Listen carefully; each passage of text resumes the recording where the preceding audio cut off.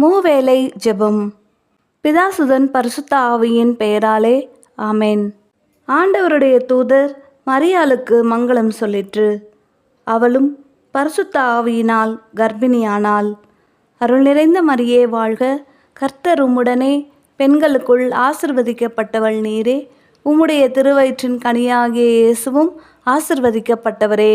அச்சிஷ்ட மரியாயே, சர்வேஸ்வருடைய மாதாவே, பாவிகளாக இருக்கிற எங்களுக்காக இப்போதும் எங்கள் மரண நேரத்திலும் வேண்டிக்கொள்ளும். ஆமேன்.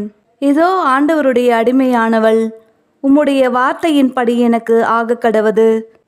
அருள் நிறைந்த மரியே வாழ்க, கர்த்தர் உம்முடனே பெண்களுக்குள் ஆசிர்வதிக்கப்பட்டவள் நீரே. உம்முடைய திருவயிற்றின் கனியாகிய இயேசுவும் ஆசிர்வதிக்கப்பட்டவரே.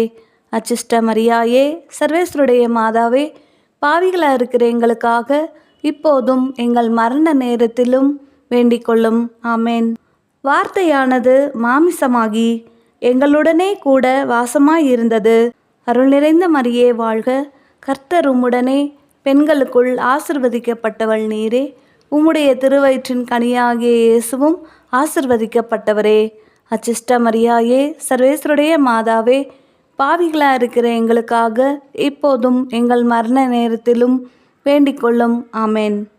இயேசு கிறிஸ்துநாதருடைய திரு வாக்குத்தத்தங்களுக்கு நாங்கள் பாத்திரமாயிருக்கத்தக்கதாக சர்வேஸ்வருடைய பரிசுத்த மாதாவே, எங்களுக்காக வேண்டிக்கொள்ளும். ஜெபிப்போமாக.